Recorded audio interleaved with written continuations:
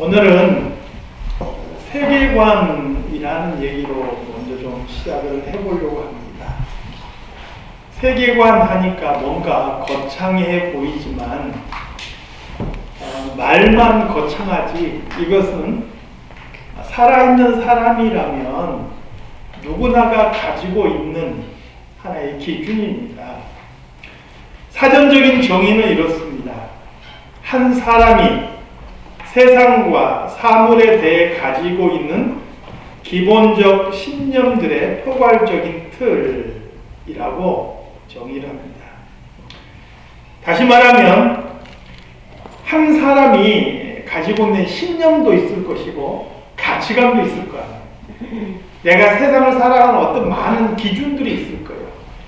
이 모든 것들이 하나로 똘똘똘 뭉쳐서 그 사람이 세상을 이해하고 세상을 해석하고 그것에 따라서 살아가게 되는 하나의 틀을 의미한다는 거예요.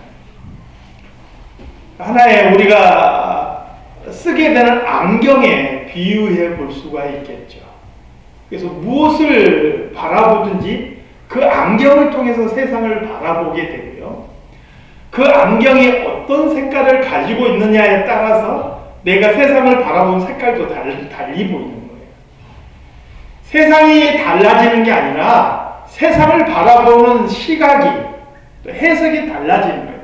사람마다. 노란색 안경을 쓴 사람은 좀 더 세상이 노랗게 보이는 거고요. 파란색 안경을 쓰는 사람은 좀 더 세상이 파랗게 보여지는 거예요. 세상이 다른 게 아니라 보는 사람의 그 틀이 다르다 하는 거예요. 이게 이제 세계관이라는 거예요. 그래서 모든 사람들은요, 세계관이 뭐다라고 설명하지 못해도, 그게 뭐예요? 이해하지는 못해도 누구나가 다 세상을 바라보는 이런 해석의 틀을 가지고 있어요. 고도의 발달된 과학문명 시대를 살아가는 사람부터 시작해서 저 원시 부족에서 그냥 헐벗고 아주 원시적으로 살아가는 사람조차도 세계관이라는 거창한 말을 알지는 못해도 나름대로 이러한 세계관을 가지고 그것에 따라서 세상을 바라보고 이해하고 그렇게 살아간다 하는 것이죠. 이 세계관에 따라서 사람은 똑같은 현상과 똑같은 사건, 똑같은 일을 바라보면서도 거기에 대한 해석이 달라요. 거기에 대한 입장과 견해가 달라요. 이 말은 그 사람이 어떤 세계관을 가지고 있느냐에 따라서 그 사람의 삶과 그 사람의 인생이 달라질 수 있다는 것을 의미하는 것이죠. 그리고 이 세계관을 구성하는 가장 중심, 코어라고 그러죠. 핵심, 핵이라고 해요. 우리가 눈사람을 만들려고 눈을 굴릴 때도 덮어놓고 눈이 굴려지는 건 아니잖아요. 먼저 무엇을 해요? 그 눈을 굴리기 위해서 하나의 덩어리를 만들잖아요. 덩어리를 꽉 만든 다음에 이걸 코어로 해가지고 이걸 중심으로 해서 눈을 뭉치면서 굴리는 거예요. 그러면 그걸 중심으로 눈이 달라붙어져요. 세계관에 있어서 그 사람의 세계관을 형성하는 가장 중요한 그 핵심, 이게 뭐냐? 그 중심에 뭐가 있느냐에 따라서 그 사람의 세계관의 성격이 결정된다. 예를 들어서 어렸을 때부터 지긋지긋한 그 가난이 너무너무 심해요. 세상에서는 정말 돈이 최고야. 돈이 힘이고 돈이 곧 내 인생이고 돈만이 나를 가치 있게 만들어줘 라는 사고를 가진 사람은요, 그의 인생에서 가장 그 핵심에, 세계관 핵심에 무엇이 들어가요? 물질이 들어가요. 황금이 들어가요. 그래서 그러한 사람의 세계관이라는 것은 물질 만능주의, 황금 지상주의 세계관이 형성될 가능성이 굉장히 큰 것이죠. 어렸을 때부터 뭔가 신비적이고 또 뭔가 무속적인 것을 계속 접하며 살아간 사람은 그 사람의 삶의 중심에 그런 신비적이고 무속적인 그런 핵심이 자리 잡을 수 있어요. 그래서 세계관 자체가 무속적이고 신비적인 곳으로 자리 잡아요. 그러니까 무슨 일을 만나든지 그 일을 그렇게 풀어가는 거예요. 이게 혹시 무슨 귀신의 역사일까? 혹시 내가 뭘 부정타는 일을 했을까? 이렇게 해석이 간다는 거예요. 그러니까 삶이 얼마나 달라질지 상상을 해보세요. 어떤 똑같은 사건이 일어났는데 어떤 사람은 살다 보면 이런 일이 생길 수도 있고 저런 일도 생길 수 있죠. 툴툴 털어버리지만 무속적인 세계관을 가진 사람은 무슨 부정한 거 했나? 혹시 내가 뭐 오늘 무슨 재수없는 짓을 했나? 이렇게 마음을 졸이게 된다는 거예요. 얼마나 삶의 모습이나 방향이 달라지느냐 하는 것이죠. 이 세계관을 구성하는 그 가장 중심 코어에 하나님의 말씀인 성경이 자리 잡게 되는 세계관, 이걸 우리는 기독교적 세계관이라고 표현합니다. 기독교적인 세계관이라는 것은 그 사람의 세계관 가장 중심에 하나님의 말씀인 성경이 자리 잡고 있는 거라는 거예요. 이건 우리에게 굉장히 중요한 의미를 던져주는 거예요. 다시 말하면 교회를 다니고 예수를 믿으면서도요, 그 사람의 세계관이 기독교적인 세계관이 아닐 수도 있다라는 거예요. 무엇을 모르면? 성경을 모르면. 하나님의 말씀을 모르면 그 사람의 세계관이 기독교적인 세계관이 아니에요. 그 문의는 기독교인이에요. 예수 믿는 사람이에요. 그런데 그 사람의 생각이나 세상을 바라보는 시각이나 살아가는 삶의 방식이나 자세나 목적은 전혀 성경적이지 않고 전혀 기독교적이지 않을 수 있다라는 거예요. 여러분, 이건 굉장히 무서운 얘기죠. 내가 예수 믿는다라고 했는데 실상 내가 일부러는 예수를 믿는다 그러면서 전혀 예수 믿는 사람답지 않게 살아가고 있을 수 있다는 거예요. 내 세계관이 기독교적인 세계관이 아니기 때문에. 그래서 예수 믿으면서도요, 생각하는 것이나 행동하는 모든 것이 기독교적인, 성경적이지 않는 사람들이 많이 있어요. 예전에 저는 교회 안수 집사님이신데 자식 결혼시키는데 다 잘 나가다 저한테 그렇게 우기는 사람, 다른 건 다 몰라도 두 사람 궁합은 봐야 된대요. 궁합이 뭐예요? 서로 타고난 사주팔자가 있다는 거예요. 그 사람의 타고난 운이 있고 운명이 있다는 거예요. 이게 서로 조화를 이루고 맞는 사람을 만나야지 행복하게 살지, 이게 안 맞으면 불행해진다는 거예요. 여러분, 이게 기독교적인 세계관 안에서, 성경 안에서 예수 믿는 사람이 가져야 될 사고냐. 그러니까 평생 예수를 믿고 안수 집사님까지 됐음에도 불구하고 그 속에는요, 전혀 성경적이지 않는 그런 생각을 기준으로 해서 그의 삶이 움직여가고 있는 거예요. 문의는 예수 믿는 사람이고 속은요, 무속. 우리도 모르게 우리 입에서 나오는 팔자팔자. 사람 팔자는 시간 문제야. 팔자 나름이지. 이런 말도 무심코 던지잖아요. 그 사람이 타고난 운명, 운이 있다는 거예요. 재수가 없다. 그 재수가 없다.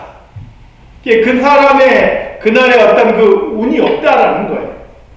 그래서 이렇게 자료를 조사해 보니까 불교에서는 그 사람이 재수를 좋기 위해서 기원하는 게 있더라고요. 재수 발원이라고 해서 재수를 좋게 만들기 위해서 비는 그런 의식이 있어요.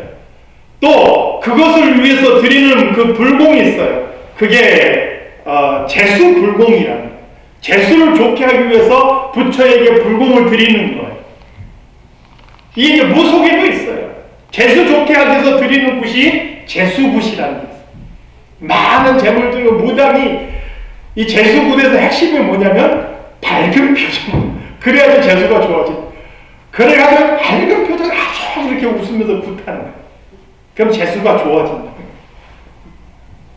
우리 예수 믿는 사람은 아무 생각 없이 재수가 좋았어. 이런 표현을 사용하잖아요. 왜 그러느냐? 나도 모르는 사이에 어느 쯤인가 그런 부분들이 젖어 있는 거예요. 한국 문화 정서 속에서 나도 모르는 사이에 젖어 있다는 거예요. 그래서 정말 우리가 제대로 된 예수 믿는 사람이 되려면 주일날 교회 와서 예배 드리고 헌금하고 이것만이 전부가 아니고 정말 우리 삶의 가장 중심에 하나님의 말씀이 자리 잡아서 내가 세상을 바라보고 이해하고 해석하는 그 모든 사고와 생각과 삶의 방식까지도 기독교적인 세계관으로 바뀌어져야만이 진짜 백이 예수 믿는 사람이 된다는 거예요.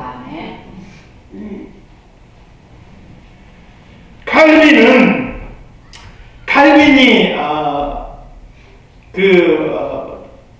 쓴 아주 위대한 저서가 있어요.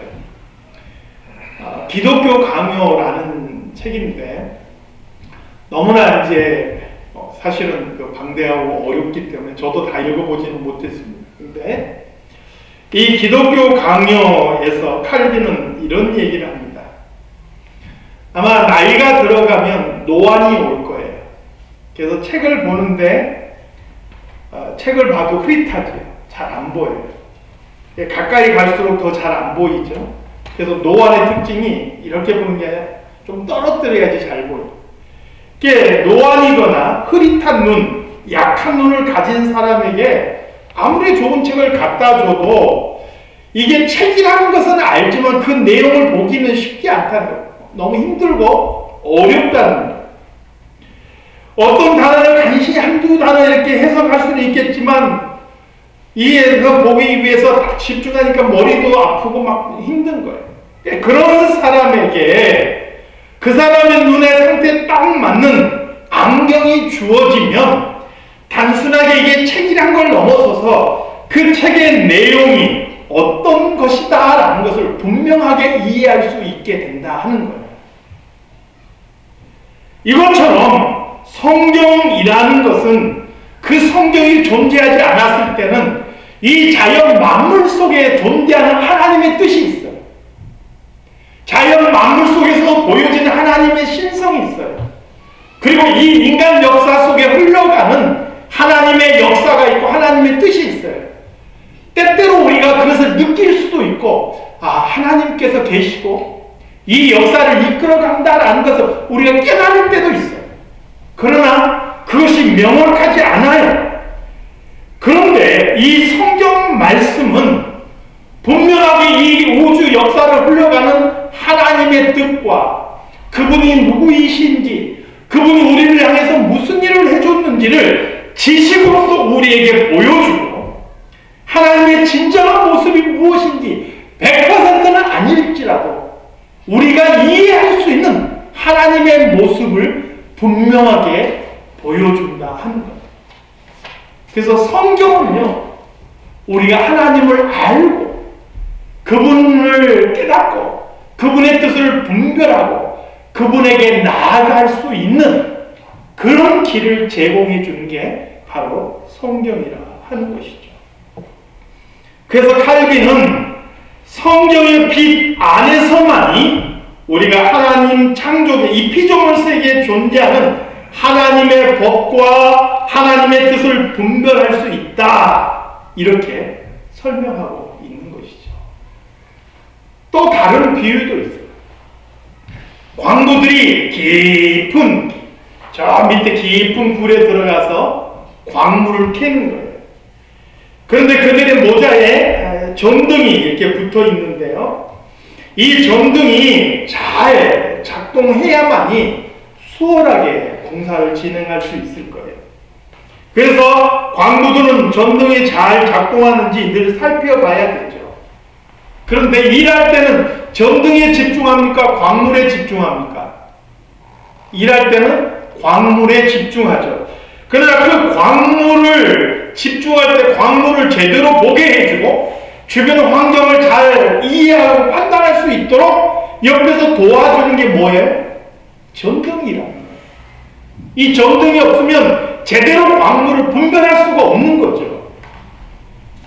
그와 마찬가지로 우리가 살아가면서 우리 삶을 비추어주고 그래서 제대로 된 길을 찾게 해주고 하나님의 뜻이 무엇인지 분별하게 해주는 것, 이게 바로 하나님의 말씀, 성경이라 하는 거예요. 제가 자주 인용하는 성경 구절이 있죠.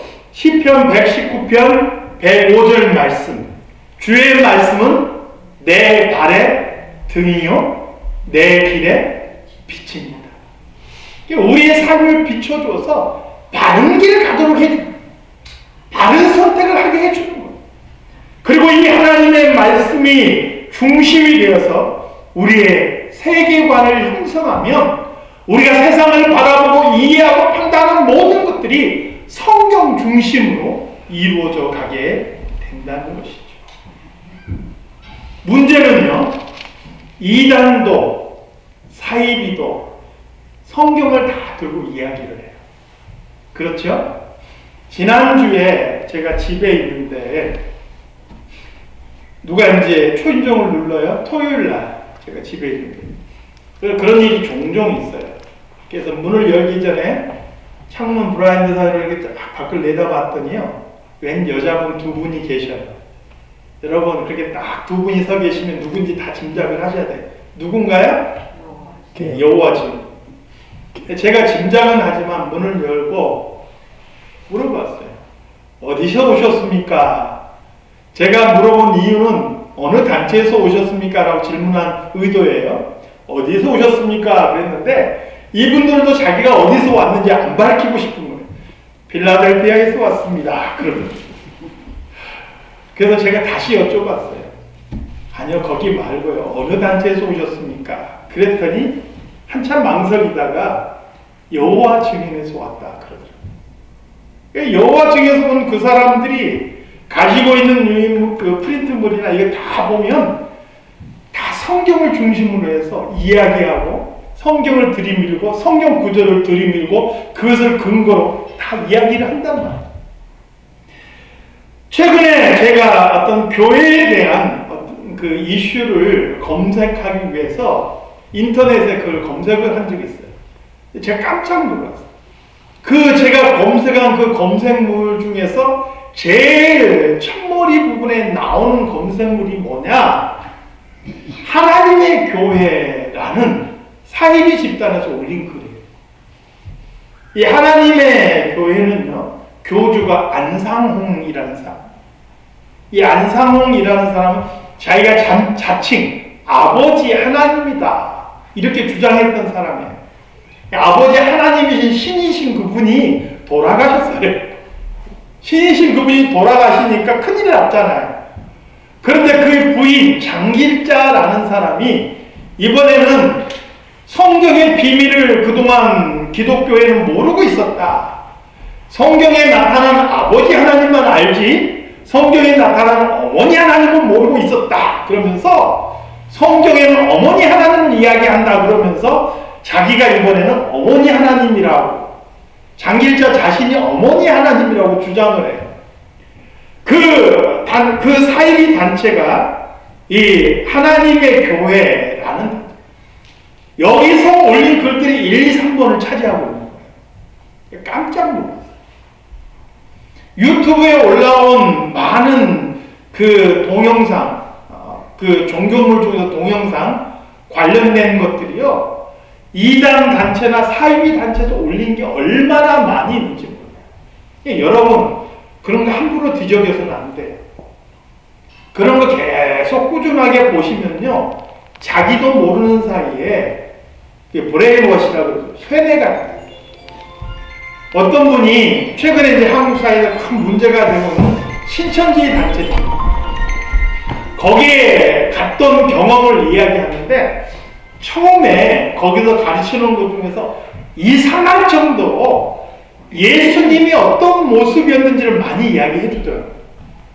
성경에 도대체 그렇게 해석이 되나 싶을 정도로 예수님이 어떻게 생겼는지 구체적으로 계속 강조를 해서 가르쳐 주는 거예요. 그 사람들이 그 가르쳐 준 내용들을 계속 듣다가 그 다음에 그들의 교주, 총회장이라 그러죠. 이만희를 딱 보는 순간에 왜 그렇게 예수님의 모습을 강조했는지 이해가 되더라고요. 그들이 말하는 설명하는 그 예수님의 모습이 사실은 이만희의 모습이에요. 그렇게 딱 매치시켜서 사람을 세뇌시키는 거예요. 그러니까 여러분, 그런 게시물들 인터넷 막 뒤져서 그냥 섣불리 있다가 자기도 모르는 사이에 영향을 받고 끌려 들어가는 거예요. 주의하실 필요가 있는 거예요. 왜 똑같은 성경을 가지고 이야기하는데 어떤 가르침은 진리에 이르는 것이고 어떤 가르침은 인간을 하나님이라고 믿게 되는 사이드로 빠지게 되느냐, 그 차이가 뭐냐? 똑같이 성경을 가지고 이야기하는데 그것은요, 성경을 이해하는 틀이 다르기 때문에 그래요. 여러분, 세상을 이해하는 틀이 다른 것은 이 세계관이 다르다 그랬잖아요. 성경도요, 성경을 이해하는 틀이 있어요. 이 틀이 다르기 때문에 성경을 이해하고 해석하는 게 달라져요. 이 틀이 어떠냐에 따라서 성경 해석이 전혀 달라지기도 해요. 그래서 교회는요, 수천 년의 역사 속에서 전통적으로 성경을 어떻게 해석해야 되는지 바른 해석법을 정립해 왔어요. 인위적인 방법이 아니라 성경을 해석하기 위한 바른 해석법을 정립해 왔어요. 성경의 내용을 잘 체계적으로 정리해서 그 성경을 이해할 수 있는 하나의 기준, 틀을 만들어낸 거예요. 이걸 우리는 뭐라고 이야기하느냐? 교리라고 이야기를 해요. 이 교리에 의해서 성경을 해석하면 우리가 성경을 그릇되게 해석하지 않고 그래도 성경 내용에 맞게 하나님의 뜻에 최대한 가깝게 그렇게 해석할 수 있게 되어지는 것이죠. 정통 교리는 성경의 내용을 체계화해서 교리화하는데요, 사이비 집단들은 자신들의 이론을 세우고 거기에 성경을 끌어다가 맞추는 거예요. 이게 차이예요. 정통 교리는 성경 자체를 체계화시키는 거예요. 성경이 무엇을 말씀하시는지 그 내용을 차근차근 정리해 놔서 그게 교리가 되는 거예요. 사이비 집단은 자기들이 원하는 게 있어요. 원하는 목적이 있어요. 궁극적으로 자기의 교주가 예수라거나 아니면 하나님이라 그런 원하는 목적이 있죠. 그것을 위해서 성경의 부분들만 끌어다가 짜집게 해가지고 그들의 논리를 정교화시키는 거예요. 이런 차이가 있어요. 그래서 교회에서 교리를 배우고 성경을 폭넓게 이해하는 성도들은요, 사이비 집단에 쉽게 빠지지 않아요. 왜요? 성경을 보는 분명한 기준이 있기 때문에. 이번 주부터 우리가 소그룹 성경 공부가 시작이 돼요. 수요일 날 우리가 공부하는 내용이 웨스트민스터 소요리 문답 성경 공부를 하고 있습니다. 아마 이번 학기 하면 그것도 마무리가 될 것 같은데요. 이 웨스트민스터 소요리 문답, 이 성경 공부도 교리 공부예요. 여러분, 이게 좀 어려울지는 모르지만 이러한 내용을 잘 공부해 두면 우리가 성경뿐만 아니라 이단과 사이비를 분별하는 데 중요한 기준이 되기 때문에 잘 공부해 두는 게 중요해요. 우리 금요일날 성경 공부팀도요, 신학학기 때 배웠던 그 교재가 교리예요. 기독교 교리를 우리가 공부를 해서 이러한 것들을 교회가 가르치고 성도들도 배워야 돼요. 그것뿐만 아니라 성경을 폭넓게 알아야 돼요. 폭넓게 알지 못하면 사이비들이 어떤 것을 이야기할 때도 그것이 왜 잘못됐는지를 이해할 수가 없게 되는 것이죠. 내용이 조금 이제 뒤로 빠졌지만 제가 아까 서두에 기독교 세계관을 말씀을 드렸죠. 그리고 기독교 세계관을 형성하는 가장 중요한 핵심이 뭐라 그랬어요? 하나님의 말씀인 성경이라고 말씀을 드렸어요. 그리고 이 성경을 체계화시켜 놓은 부분들이 교리라 그랬고요. 기독교 세계관에 있어서 이 성경을 가장 체계화시킨, 간단하게 체계화시킨 세 가지 핵심 내용이 있어요. 그러니까 이 세 가지 핵심 내용을 이해하면 기독교적인 세계관을 우리가 갖는 데 있어서 크게 도움이 됩니다. 그 세 개가 뭐냐? 첫 번째가 창조고요. 두 번째가 타락이고요. 세 번째가 부속이라. 다른 말로 구원이라고 표현해도 되겠죠. 창조, 타락, 구원, 이 세 가지 기준으로 성경을 이해하고 그것을 기준으로 해서 세상을 바라볼 때 우리가 기독교적인 세계관을 갖는다 하는 거예요. 좀 더 구체적으로 이야기하면 우리가 세상을 바라볼 때 이 세상은 창조되었다. 그렇지만 이 세상은 타락했다. 그러나 하나님께서는 이 세상을 구원하셨고 또 구원하기를 기뻐하신다. 이 세 가지를 기준으로 해서 세상을 바라볼 수 있어야 한다는 거예요. 서론이 길었지만 우리 한번 첫 번째 창조에 대해서 잠깐 살펴보도록 하겠습니다. 창세기 1장 1절에서는 이렇게 선언합니다. 창세기 1장 1절 다 외우시나요? 이것은 우리가 외워야 되죠.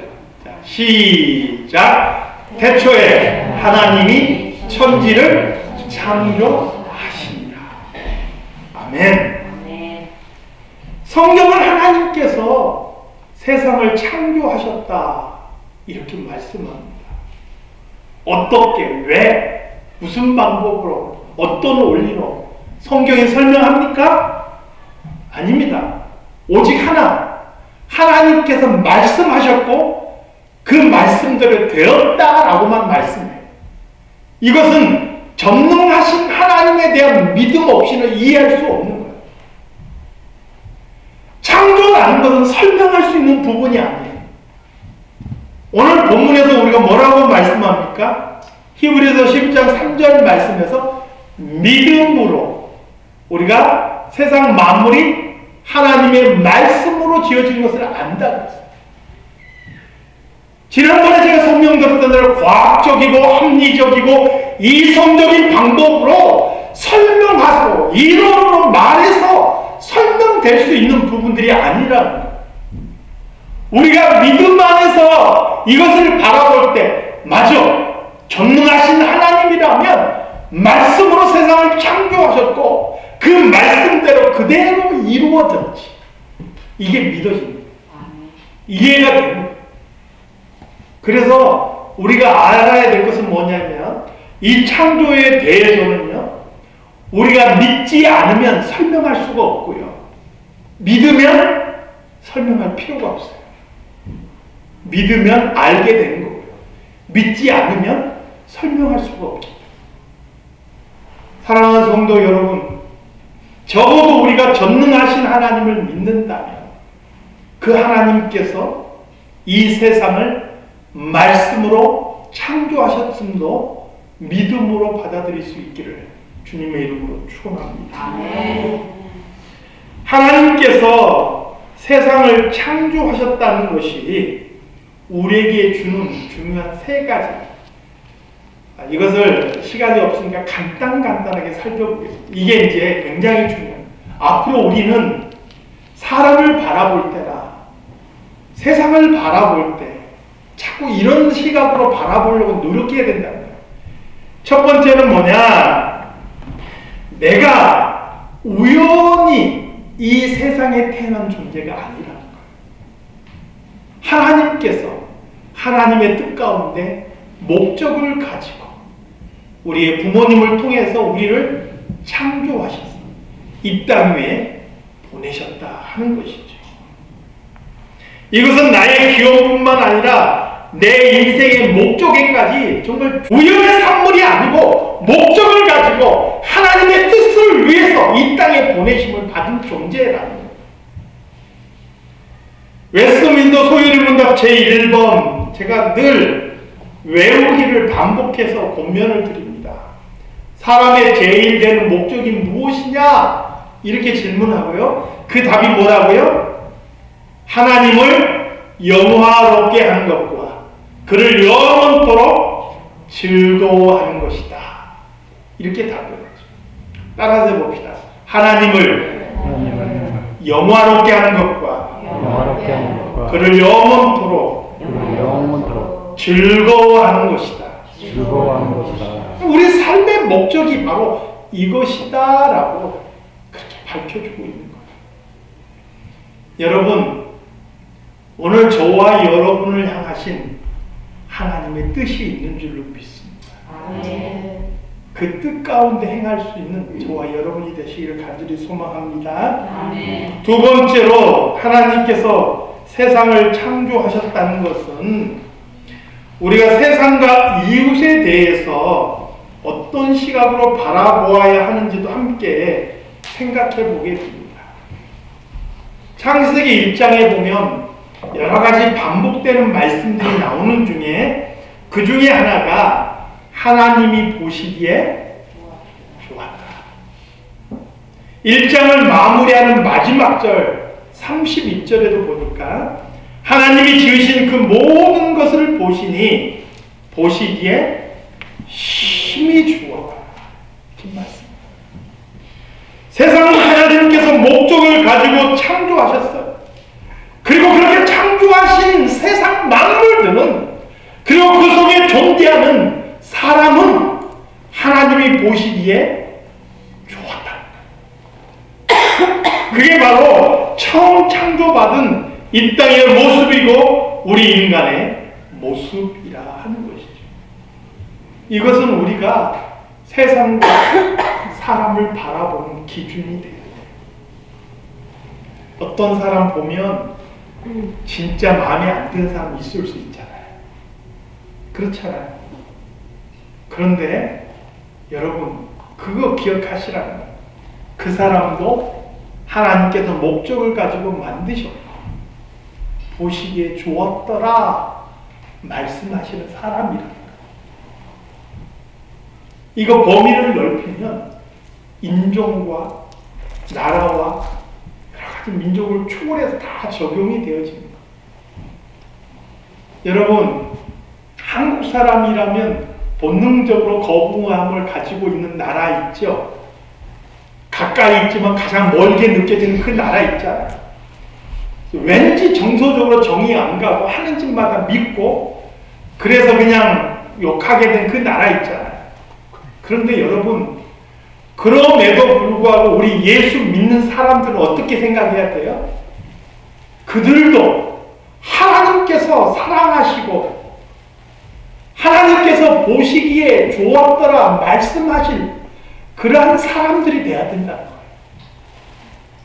그들도 하나님께서 기뻐하시고 구원받기를 원하시는 그런 한 영혼이다라는 시각을 적어도 우리 예수 믿는 사람들은 가지려고 노력해야 된다는 거예요.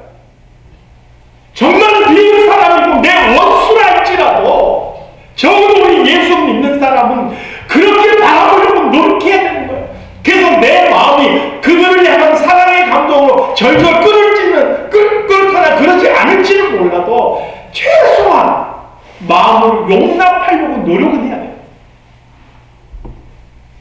그게 예수 믿는 사람들이 세상을 바라보는 시각이에요.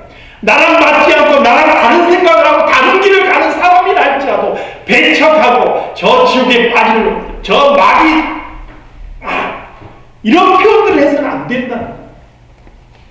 왜요? 나도 하나님의 은혜로 이 자리에 있듯이 저들에게도 하나님의 은혜가 임하면 달라질 수 있어요. 우리는 이 시각을 잃어버려서는 안 되는 거예요.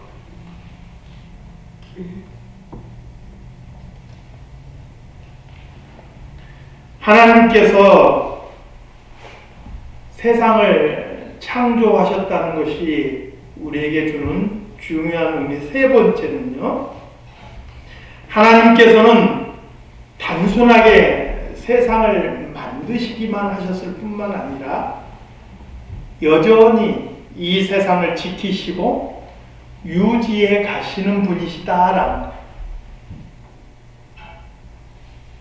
여러분, 하나님께서 세상을 만드시고 자연 법칙과 또 하나님께서 정하신 그 원리에 따라서만 세상이 가도록 내버려 두셨다면, 사실 그렇게 주장하는 사람들이 있어요, 이단 중에서. 그렇다면 세상은요, 정말 세상을 살아가기에 적합한 자들만 살아남는다. 적자 생존. 강한 사람은 약한 사람의 살을 먹고 산다. 약육강식. 이런 논리와 이런 원리만 세상을 지배했을 거예요. 그런 세상이라면 지옥이죠. 그러나 하나님께서 이 우주의 역사를 주장하시고 이 인간 역사를 여전히 간섭하셔서 이끌어 가시기 때문에 세상이 그렇게 지옥으로 빠지지 않고 여전히 법과 질서와 그런 윤리들이 유지되어진다. 사랑하는 성도 여러분, 하나님께서는 지금도 이 인류 역사와 이 우주 전체의 역사를 이끌어 가시는 하나님이신 줄로 믿습니다. 아멘. 그 하나님께서 오늘도 하나님의 기쁘신 뜻을 위해서 이 세상의 역사를 이끌어 가실 거예요. 세상은요, 어떤 사람이 큰 소리 치고 어떤 나라가 큰 소리 칠지 몰라요. 다니엘이 봤던 환상에처럼 망하지 않고 쇠하지 않는 영원한 하나님의 나라가 완전히 이 땅에 이루어질 그날까지 하나님께서는 쉬지 않으시고 이 세상의 역사를 이끌어 가실 줄로 믿습니다. 아멘. 그리고 그 하나님 나라 역사를 위해서 오늘 저와 여러분을 부르신 거예요.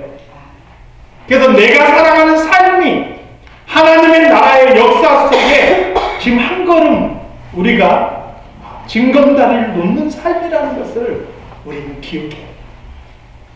하나님께서 세상을 창조하셨다. 이 시각, 이것을 놓치지 않고 자꾸 사람과 세상을 그런 시각으로 바라보기 위해서 힘써서 노력할 수 있기를 우리 주님의 이름으로 축원합니다. 아멘. 하나님 아버지, 오늘 우리의 세계관과 성경과 세상을 창조하신 하나님에 대해서 이렇게 말씀을 살펴보았습니다.